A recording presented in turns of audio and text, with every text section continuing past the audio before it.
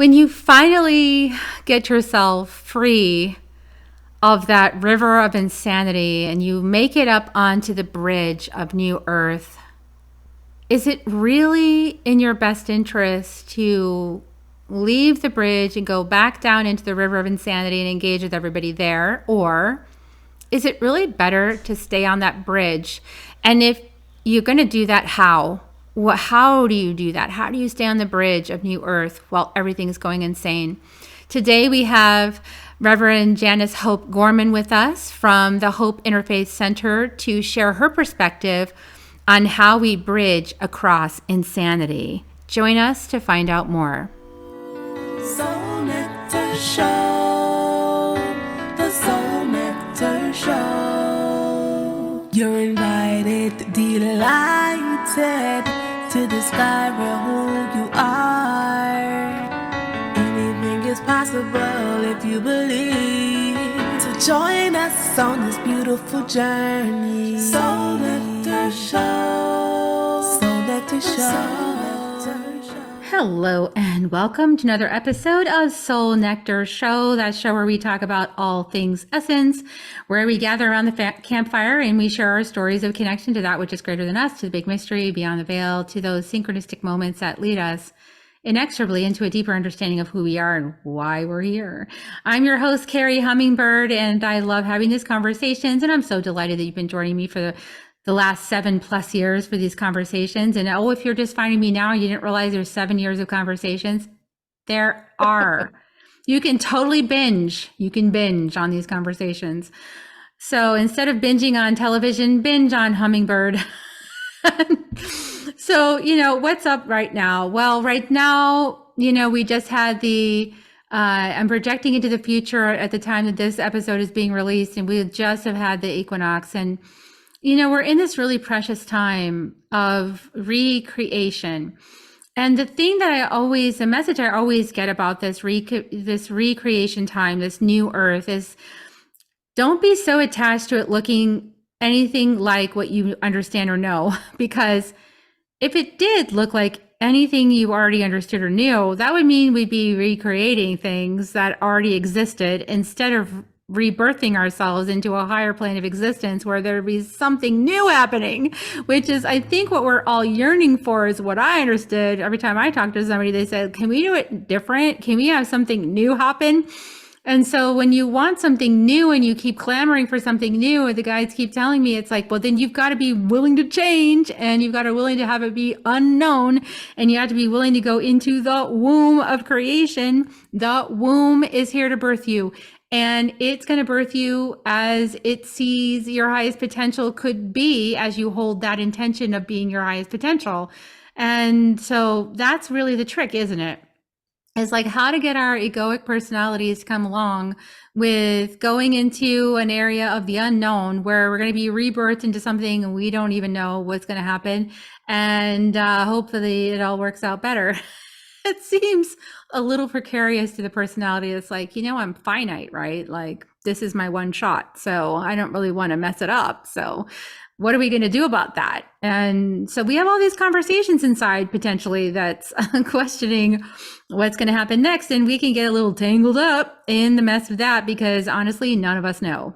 None of us. I mean, some of us have a little bit of foresight. We can kind of see, maybe like a little bit through that smoky mirror, but not too far, because if we really did see and predict something in the future from this current level of consciousness, it would inevitably have to be influenced by the filter through which we're looking at the thing. So obviously, if we're coming from a lower consciousness, and we talked about that last week with Dave the Mystic, if we're designing AI systems from a lower consciousness based in fear, then what's the AI going to be patterned on? A lower consciousness based in fear. Whoops. And do we really want to create that? So we have this unique time right now where we get to really look at what are we creating and why are we creating it, and what do we really want, and how do we do this in the highest, best way with the most efficiency. And we're going to discover all of this with our guest today, because Janice Hope Gorman is here with us today, and she's amazing. Say hi, Janice. Hi, thank you for having me. Thank you, Carrie.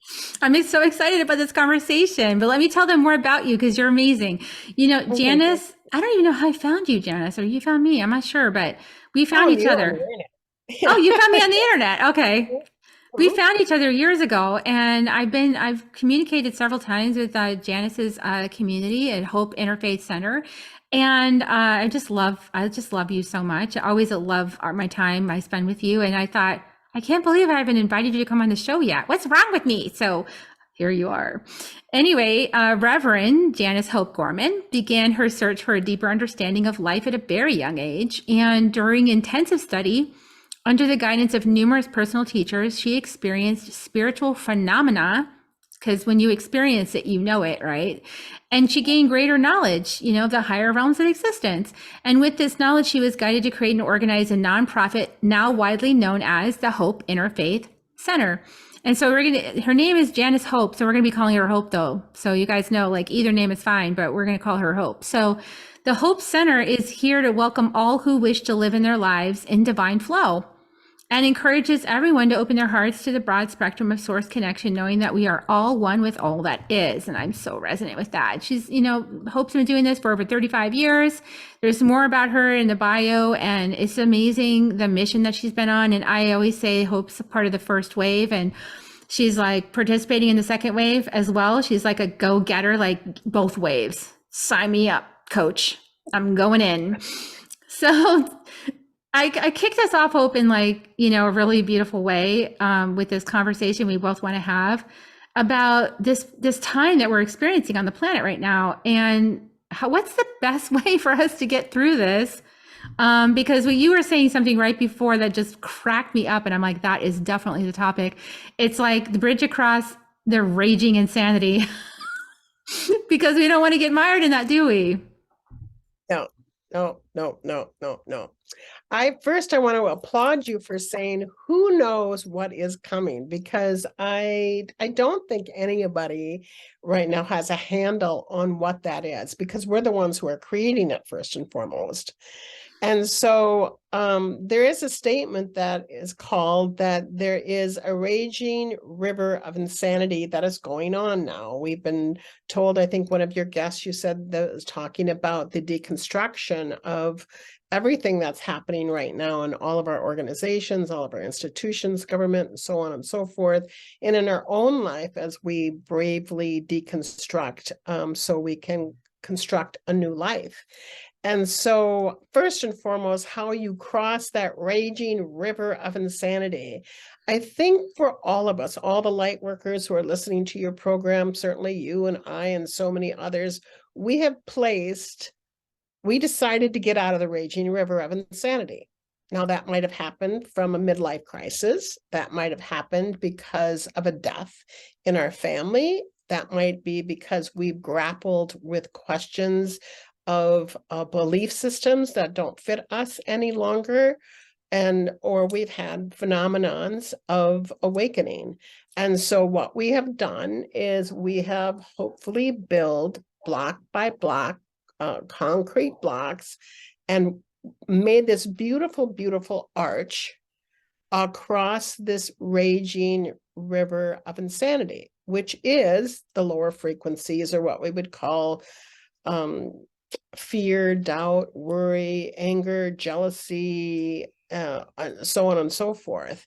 And so there is a moment in time now where we are being asked, especially after these gorgeous, wonderful portals that have opened up for us for springtime, is to stay on top of the bridge, to walk across the bridge. And every once in a while, you might look at the raging river of insanity, of which you can join in. We prefer that you don't. Just as you say, what do you create? You're creating from that frequency. And that water might splash up on your face every once in a while, and you take a towel and you wipe yourself off and you say, I've been there, done that, don't want to go into that raging river of insanity any longer. So I think having conversations, and the reason why I said yes to your program is because I love the name Soul Nectar. I also loved it when you encourage them, don't get caught up in the television set and listening to that. Listen to my program over and over and over again. because it's a frequency. You are emitting, Carrie, and I've always said this, you are emitting a frequency, and we're doing this as your everyday normal people. We don't walk around thinking that we're special than anybody else. No, we just made it through the storm to the other side. We're like, woohoo, there's an end to the storm. It's over here. Right. That's it. right. That's right. So I think that continuing to do ritual, I absolutely believe teachers are helpful at this time. Community is important, to find your tribe, to find your clan that you can talk about these things. Meditation is a big one for me. Silence, nature is a big one. Going out to Gaia Mother Earth helps me stay on the bridge.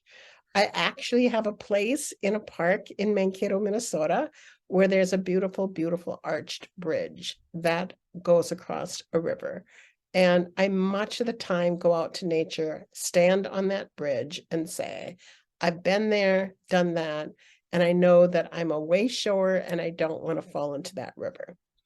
Now, that river is based on human history and our reactions to human history and our embodied reactions, because we have ancestry inside our bodies, right? And we also have other soul lifetimes, incarnations, where we've experienced various things, and that impacts the way we feel in our bodies, which impacts how we talk to other people. But when we've already done kind of crossed the bridge, like we got up out of the river and we said, wow, I'm really reacting. Why am I reacting? Oh, it's in my body. Oh, how do I heal that? And you've gone on the journey, right? You've gone through, and not to say it's done, because it's never done, but we don't need to get down in the river again. Like, we just don't need to climb down into the river with people just because they're struggling and suffering. And this is one of my lessons this week, Hope, is because look at, my name is Carrie. And so I've been trying to carry everyone. Oh my goodness. And I can't. And my dad he shortened my name to Care. And I was like, why do you call it short my name? My name's already 5 letters. Why? I never understood when I was a kid. And it's like, because he wanted me to know you don't have to carry anyone. You can just care. Wow. Wow. Wonderful insight. Wonderful insight. That's so interesting, Carrie, because, my birth name, Janice, Nice. And so I had the same thing, growing up in a Catholic religion. We were trained to be nice to everyone at all times, even to the detriment of my soul that needed soul nectar. And so I find that interesting, because I have always felt about my birth name as well, is that I was completely in the river that was rushing and roaring, because I was trying to help this person and that person and this person and that person. And so the energy of nice stuck with me until I decided I can't do this anymore. I can't be good to myself, my husband, my children, my grandchildren, my community, if I fall in that river over and over again, trying to be nice to everybody. Yeah, because nice is not actually kind. Correct. And that's it. Can you talk about that distinction? Because that's a big one. Nice is not always kind, everyone. Well, I think nice is an energetic field of needing to fix someone's sorrow or fix someone's pain. That I'm the nice person who shows up with a meal, which is really nice.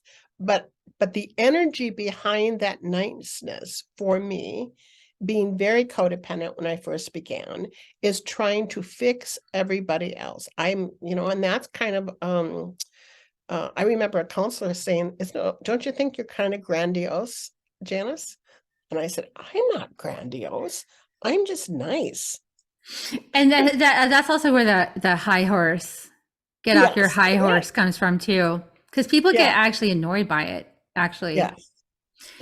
And so what do you put in place of niceness? Like, obviously we don't want to be mean to other people or add to their sorrow or add to their suffering if they're already having a hard time. Like, we don't want to add to it. How can we be with that? Well, I know that a lot of people use the word compassion, and I might get a little snippet of a reaction out of this. But if I'm compassionate towards someone that has fallen into the river, I, in my understanding, because I'm an energy teacher, I'm adding on to the illusion of their victimhood. Ah, so true. Let's say that again, because that's actually important. Yeah, many people, because I know in the Buddhist tradition, they talk about compassion and in many traditions, but because I'm an energy teacher, so if I'm compassionate towards someone who has fallen into the river, that's not empowering to that person. I'm adding on to the illusion or them drowning, like, oh my God, you're in the river. And so what I replaced niceness and even compassion is that I, as well as you, as well as many, we do say to them, here's a hand. And if you want to reach up and hold my hand, that you can swim. You're a swimmer. You're not only a swimmer, you are a marathon swimmer, but you're tired now. So would you like to come up on shore? So that gives them skills or know-how and a hand up versus a hand out. And so that's what I have replaced it with. I want to empower. I always felt, before we started recording, women came by me when I was at my lowest point, and they brushed me off, stood me up, and they said, girl, you are not broken. You've just forgotten who you were, and we're going to help you remember. And I said, what? I am not broken? And they said, no, you are not broken. You've just forgotten who you are. And so that's what I do to women who come to me, as well as men, to help them out of that river, is to tell them, hey, you are not broken.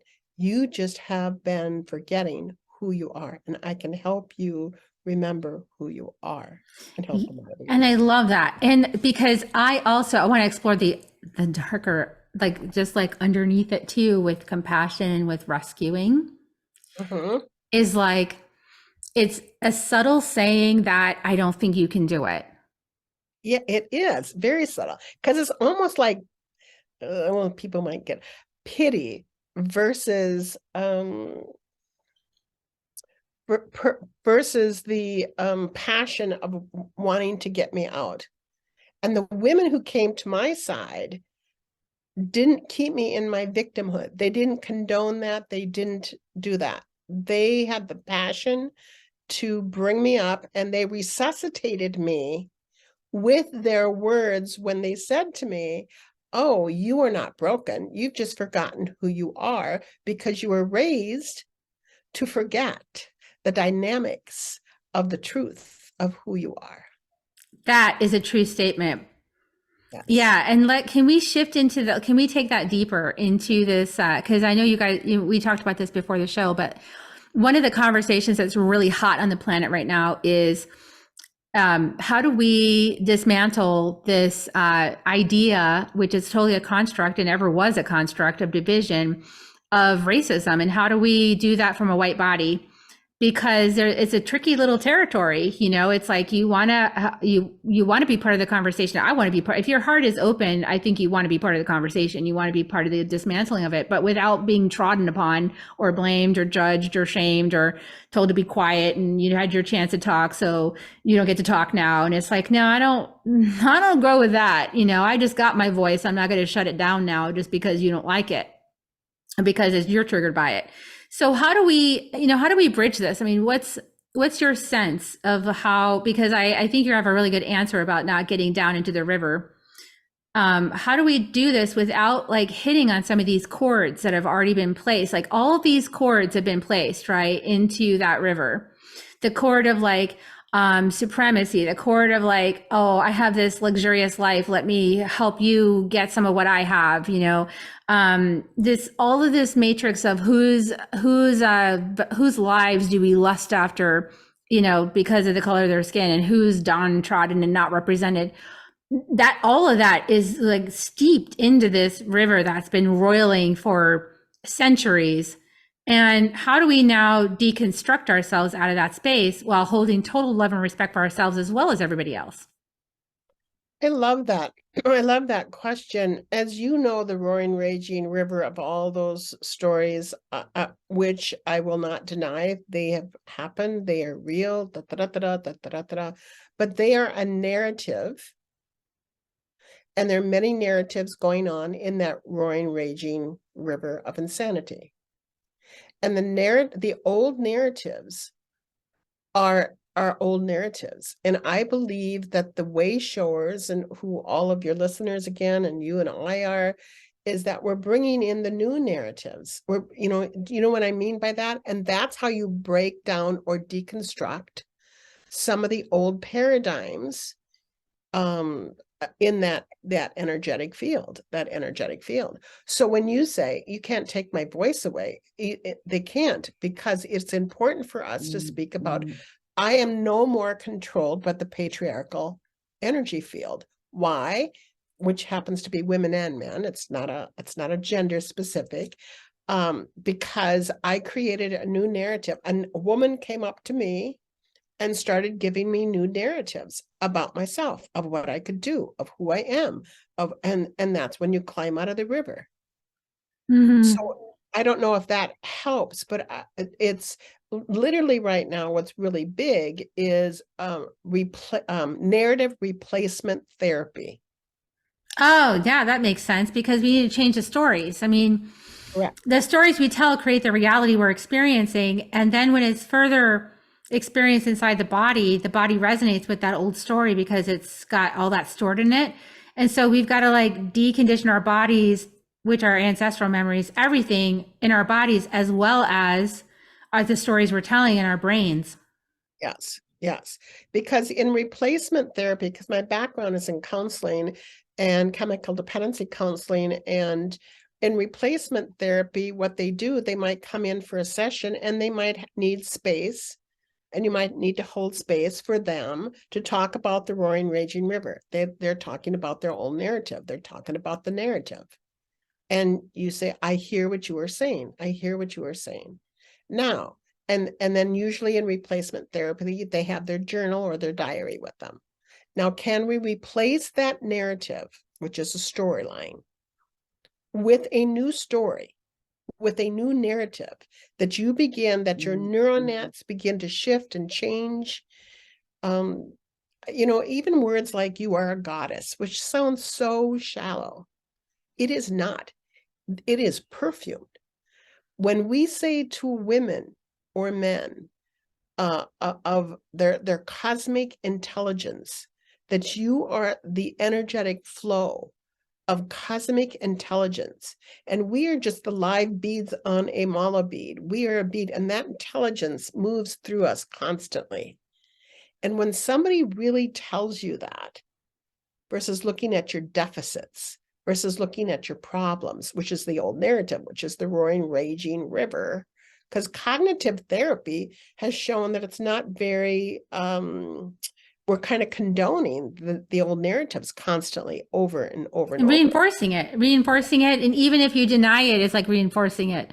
Yes. Because then it's like, oh, well, okay. Now I want to cover something because what you said is how I actually healed. So how I got healed is that I got a new narrative. So I went and studied, because just a little short recap, everybody. So years and years and years ago, like 15 years ago, I was given all these diagnoses, like you're borderline personality and you're crazy and it's never going to be fixed and you take a drug the rest of your life. Now I'm not on any drugs, none whatsoever. I'm perfectly healthy. I'm leading movements and I'm like facilitating, holding space for like a ton of people to do the same thing. Okay. I'm having these conversations with amazing people like Hope. So my life is not the same anymore because I started telling a different story about myself, and not just telling it, but like rewiring my whole matrix to the new story. So I'm no longer congruent with the old story that doesn't exist for me anymore.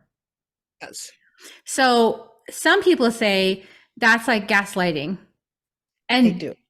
And I'm like, if it makes you happier, what does it matter? That's correct. Because I'm happy now. And Now, did I skip over my accountability for my choices I made? No. But nobody does. Really very few. I mean, I can't really say that. Maybe people do. But for me, I've looked over my choices for like over a decade, turning over every stone, looking over every leaf. Did I miss anything? Is there anything I could have done better? And I think a lot of people are like me. When we make mistakes, we feel horrible about it and we want to fix it and we want to do something different. And we at least want to learn the lesson of it so we don't repeat it.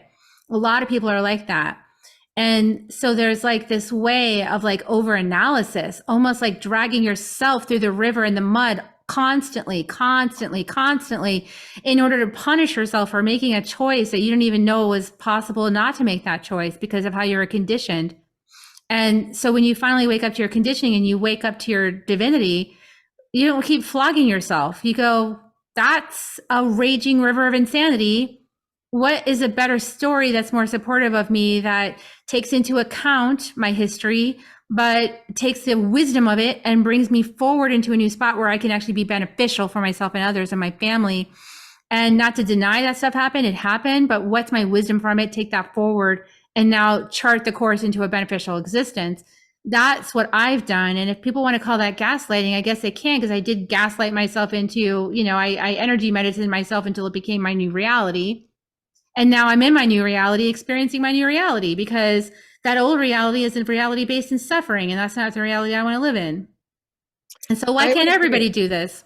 Yes. I mean, everybody can. I'm told a lot of times when I speak, and especially speak about this, they'll call it a spiritual bypass. And then this is what I say. Well, if you went in for a heart attack and your artery was clogged, what they do is a bypass in order to get that blood quickly flowing to your heart. So it goes ba-bump, ba-bump, ba-bump, ba-bump, ba-bump. Well, again, because I was trained in cognitive therapy, I was trained in repeating the story over and over. I've seen in addiction, and I've seen in marriages, I've seen in personal growth of people staying stuck in the muck of the old narrative. Now, do I believe they need to be there for a while? They do. But I do believe that if everything's at a quickening and everything is in the energy of deconstruction, and now since we're in the energy of spring, it's like you said, which seeds do you want to plant? Which narrative makes you feel good about yourself? And if narratives like, I'm beautiful, I'm healthy, I'm whole, I'm pregnant with ideas, I bedazzle the world, people know that I bedazzle the world, I am the great goddess, that isn't a spiritual bypass or gaslighting. That's bringing the person back into the remembrance of the truth of who they are.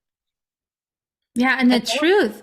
And when the truth comes in, it actually resonates through your whole body. You get goosebumps and chills and and when it doesn't, it falls flat, which means you're not ready to accept that part of yourself yet. So you got to go back and do some more excavation and self-love and, forgiveness. And so it takes work, but like what you're saying with therapy, a lot of times people are in there their whole lives. Like I spent 2 decades in therapy flogging myself for decisions and, being unhappy with myself, comparing myself to other people, just endlessly reviewing my choices and my words and actions. And at some point I was just like, this is a waste of my time. Like I have learned everything I could possibly learn and I can't do anything about how other people receive my actions. I can't change how they receive my actions. And if we extrapolate this into the bigger context, I can't actually change how anybody perceives me in a white body who's brown and black. I can't change how they perceive me. There's nothing I can do to change their perception of me without them knowing me as a person. And so all I can do is love myself and accept myself. And if I am triggered, work on my own triggers and not shy away from looking at that river. Like that's the thing I think is the missing piece in our conversation, is that a lot of people that find their way, like spiritual leaders and transformation people, like you're talking about, we found our way onto the bridge. We try to avert our eyes from the river.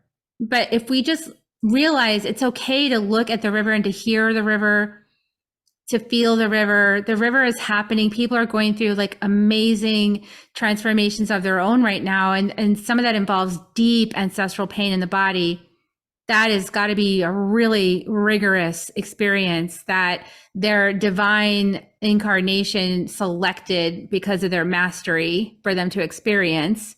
Good point. And so, that experience is awe-inspiring for me to witness people of color operating at that level of frequency with their experience and not falling into the trap of judgment, shame, and blame of others or projecting it out of themselves, but actually just really owning it and working through that mastery of like, what is here for me now? I'm a badass. I came to this planet to be here at this time to transmute this stuff. That's who I am. Yes. That's where I want to see people. I want everyone to realize if you're in a body having an experience, your soul chose to have that experience, and nobody ever gets an experience that's greater than their ability to handle it or move through it ever. I really believe that. I believe in a benevolent universe. That's my thing. I mean, my challenge is I never thought I'd get out of it. Told me I was insane, right? So my brain is the problem, right? So so you know what I did? I said, you're right. I am crazy, so I'm not going to believe anything my mind tells me. And that was the key, as it turned out. Great. Yeah, it's much more simpler than we first started out in this whole spiritual dance, because it is much more simpler than and we can, again, is the energy of when we say hard work, is that the old paradigm words? Is that the old narrative? Mm-hmm. Again, I always try to compare it to the technology that we have out in our world, and there's a quickening and a fastness that's happening. And so we are the people that have made that technology. So there's a technology within us that can indeed create new narratives much more quickly than ever before. And I do think, because it isn't a bypass and isn't gaslighting, to be a yogi, that there are three particular, and I think we all are capable of being yogis. It's not putting your arms twisted in pretzels or your legs above your head. A yogi uses their heart as their compass. That's the first thing that a yogi does. Yoga and yogi means union with the divine. So the number one thing is using your heart as your compass, and your intuitive energy comes from your heart. You'll feel a pull, you'll feel a pull back, and to follow that. The second thing that a yogi does is that they do not compete nor compare themselves to another person's journey. They do not compete or compare, because it is their journey, just as you said at the very beginning. And so they pay attention to their own energetic field and what is going on. And the third part of what makes a yogi is that they know that the earth is a mirror that is reflecting back to where we are, to where I am personally. So when something happened in my life, let's say the river splashes up on my face, I know that that's a mere reflection of energetically of what I need to clear in my own body. And if everyone would do those three things, we would have this, maybe perhaps not licked, but we would be really heading down the right road in this creation that we are creating right now. And I find this time really exciting. I don't know if you know Linda Good, and Linda Good McGillis. And she says, I think this is really good stuff. When you see it out there happening, it's people getting rid of it in there, and it's happening out there. And the deconstruction and the craziness is getting crazier. And people are saying, I don't want to be a part of this crazy anymore. I'm getting healthy. I'm remembering who I am. And it's exciting. It is exciting. And even in the conversations, and that's why I look in that river a lot, because I'm like, ooh, what else is in there? What else is going to trigger me today? What else is in there that I can release from my body on behalf of myself and everybody else? Because we're all connected, right? Like everything that we do ourselves is going to help everybody else, because we're intrinsically connected with the planet. So there's everything you do for yourself, you do for everybody else. Yes. And I'm all about liberation, and a new paradigm where we can play a different game than Monopoly and like suppressing one people over another just because we want all the wealth or all the stuff. That wasn't a fun game to play. As a matter of fact, we're all, and this is another point that got raised up in the conversation with Tracy King from the Gritty Mystic, you guys, 2 episodes ago, is that what we're realizing and what we're finding out is that all of us hurt whenever there's subjugation. Everybody hurts when there's subjugation.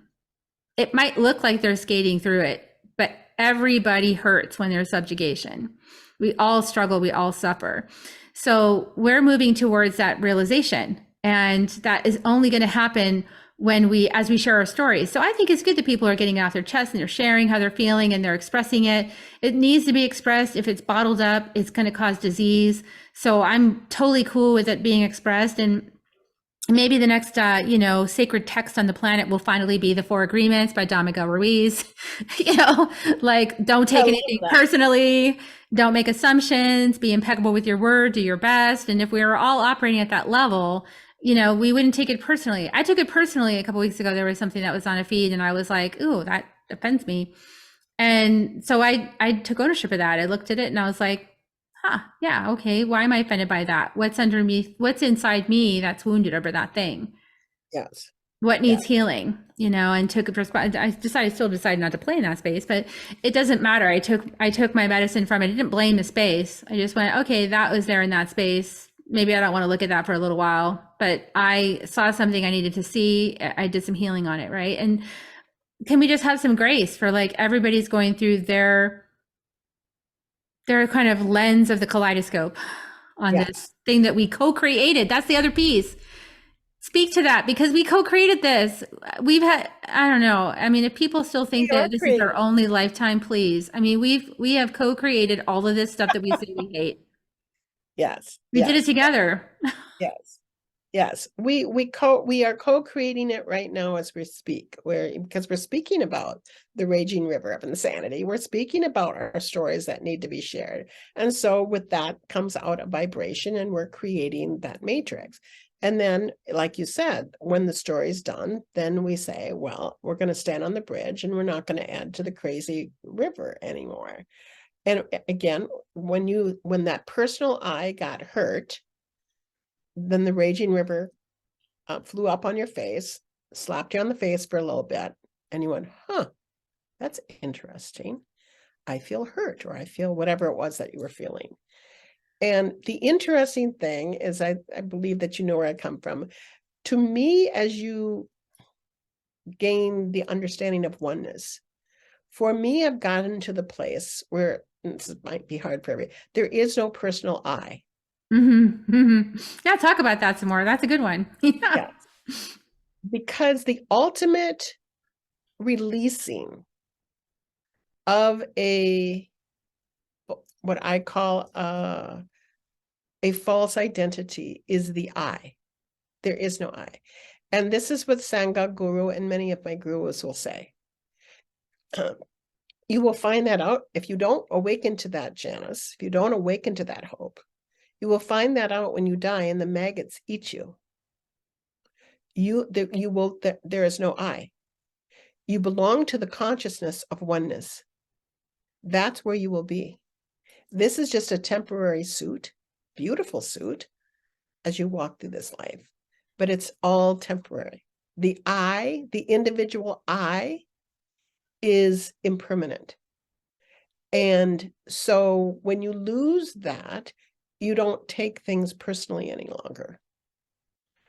Again, they'll say you might cross the river and splash, but you don't take, and then you go like, that's interesting how my individual I took that in. But I've come to the realization that the maggots will eat my body and my beautiful body will enter into Gaia, Mother Earth, and the I will be no more. I am one with all that is, and all that is one with me. Mm-hmm. That's right. Exactly. Really well put. And that's why the solution that I was given through my book is inner medicine, becoming one with Mother Earth for the survival of humanity. Interesting. That's right. That title goes right with what I'm saying. Exactly. Because everyone's concerned about survival, but the way to survival is to stop being I and Correct. start being we. Yes. And, and the consciousness is we. Yes. It's a oneness expressed in multiplicity. Yes. And Yes. so you're part of the multiplicity. Congratulations, everybody. Mhm. And even your multiplicity will express in multiplicity ways. Mhm. So it's not like, you don't own it. That's the other thing. I mean, so many things Indigenous people knew forever because they were anchoring that wisdom on earth so that someday when we were ready, we'd wake up to it and remember, right? Mhm.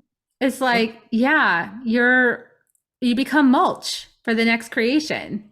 You do. You just get poured back, it's like you get poured back into the ocean and then you get another suit to walk another journey. But yeah, it's unsettling sometimes for people to realize that. But here's what I say, Hope, is that if you're really concerned about your personality, your limited self right here dying, just consider that we live in a construct called time that is held and supported and made possible by timelessness, the infinite. So, and timelessness, the infinite, can travel to any point in time because it created it and it owns it, and can see you and say hi again. Mhm. So, Yes. and it can create as many versions of you as it wants. So you can have as many destinies. You can explore yourself infinitely if you choose to, through this one self. And then when you want to come home, you hop timelines to like I did, and you come to the one where we all go home and remember who we are, because you Yeah. get tired of that game after a while. It's like, Yes. And that's where we are in this period of time is, if there's a seed to plant, then why don't we plant all the seeds of, I want to remember who I am. I want to remember this cosmic intelligence that's threaded through the beads of all of our humanity, that is the exact same thing, this flow of energy and that's why I like my mala beads so much, is because that's what that string represents in prayer beads. It's the cosmic intelligence that runs through all. And those beads, even in amala beads or prayer beads, will be dissolved and we'll go into that string of energy which connects us all. And it is the we. The I disappears. It is the we. And that's why right now they talk about the Native Americans, the indigenous tribes, and so on and so forth. They will talk about how community is really important right now. And I'm sure you've heard, and many of our listeners have heard that story of, the bowl where the people who are feeding each other get fed, and we all get fed that way when we feed each other. There's great big long spoons that pick up the food, and we feed each other the truth of who we are, and we all will make it through this period of time. It is enormous, beautiful time upon the planet. So just as much as we co-created the raging river, which I have to volunteer that I'm part of that raging river. we all are. I mean, we've been here multiple lifetimes through incarnation, so we all Right. participated. Red, Nobody's black, exempt. yes, everything. I tell people I've been red, black, white, female, male, so on and so forth. And so now is the time we're collectively building that arched bridge together. We are collectively, those people who are listening and will be listening, you and I and all the teachers and helpers, we're collectively building this beautiful arch bridge that we can all be on together. On this bridge, eventually there will not be any energy being pouring into the raging river anymore. Right? It'll just dry up. That's right. And then we can take light of consciousness and fill up the river with beautiful things and That's experience right. that together. That's right. And then that makes me happy because that's my pretty picture I always wanted, it's in my heart. Yes. I always want the pretty picture of heaven on earth. Yes. We are, yes. as Jennifer Huff says, my friend Jennifer, she says, we're the heaven on earth construction crew. Yeah, I love it. I love that. You have such great lines. I love that. That's who we are. That's right. That's right. Mhm. I have a son. I have 5 kids, and my son said to me, "Oh, Mom, you think we can just hold hands and sing Kumbaya and everything's going to be okay?" I said, "In some ways, we haven't tried it." Let's see. Yeah, let's try it out. Yeah, Yes. so I love this conversation, how it wove through so many things. It's like there's so many threads to explore in this conversation, and I'm sure that some of the things we said might leave the listener going, Huh? I need to listen to that again. Let me think about that. But at the end of the day, let me just say that it's the same old question. Do you need to be right, or do you want to be happy?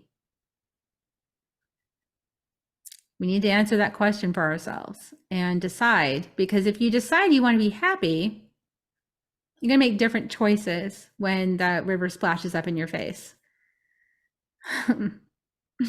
If you decide you want to be right, then you're going to probably go down in that river and correct some people. I'm guilty as charged. I have. Carry some of those people, be kind to some of those people until you say, "Okay, this is their contract, and I believe in you. I believe in you. I believe in you." Yeah, and holding that line. I love that. So many gems on, oh, wow. What a beautiful conversation. I'm so glad that you said yes to coming on the show and sharing your wisdom and the conversation, channeling, with us, your higher guidance and your human guidance. Really, really beautiful. So is there anything that you'd like to share, Hope, about your community or how people can, I don't even know, can people engage with you if they're not living where you are? Like, how does that work? We have Zoom for 6 months out of the year. We have Zoom spiritual services, which is the second Sunday of every month for people who want to have more of a community of spirituality, and there's singing and there's a sermon and things like that. We have also we have a Bliss Sisters group, which is free of charge, and we meet once a month on the first Saturday of every month, where we do book studies. Remember when I was interviewing you and I said, this might make a good book study book. And I have this wonderful, wonderful man cave group, which is men from all of the nation. And I feel like I am the only woman in is it fraternity for men? Mm-hmm. Yeah. Fraternity. And so it's just wonderful to engage them in conversations. There's another group that we have called Universal Teachers, and we just kind of chit chat for an hour once a month of where we need to shatter our own paradigms so we can move into transcendence. So yes, they can contact the Hope Interfaith Center and join us with anything. How you contact us is through the Hope Interfaith Center, www.hopeinterfaithcenter.com, or you can certainly I call it my sweet Melissa, at 507-386-1242. Beautiful. Thank you so much for that. I will put the links to all of that in the show notes, everybody. So if you didn't quite catch it, don't worry, go down below into the show notes. You'll find it there. And please like, subscribe, share, comment, let us know what you thought.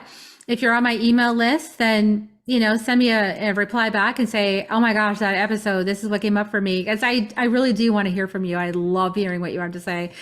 And also, if you want to be on my email list, go to my website. Hey, you know what? You can go to my new book landing page because my new book is coming out, Inner Medicine. Hey. Yeah. And so you can go to carriehummingbird.com/inner medicine and sign up there, and you'll be added to my email list, and then you'll get emails from me. And I swear I only send like a couple a week. I'm getting better about figuring out how many to send and what to say and when to say it and all that kind of stuff. My ego does get a hold of the list sometimes, just warning you. And then and I have to like go back and say, sorry, that was a mistake. Anyway, I do my best. And if you want to come with us, please do. We love it. And I'll put the link to Hope Interfaith Center below, and we're going to give kisses. Here come the kisses, everybody. That's like you've been waiting for. Like, just stop talking and just kiss me. Here they come. Would you like to kiss everybody? Yeah, I would love that. Let's kiss everybody. Here we come, here, guys. We love you so much.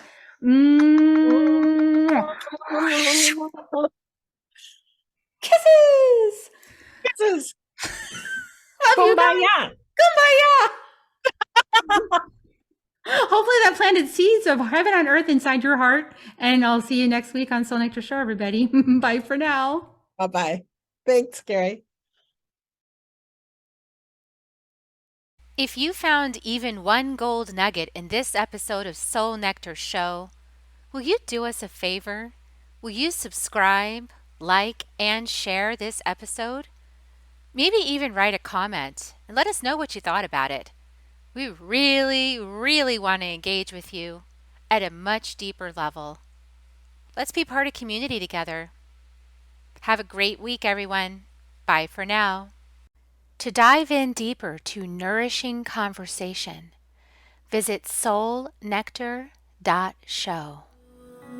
Soul Nectar Show. Awaken away to show. Take a sip from the drip of nectar from the source of who you are.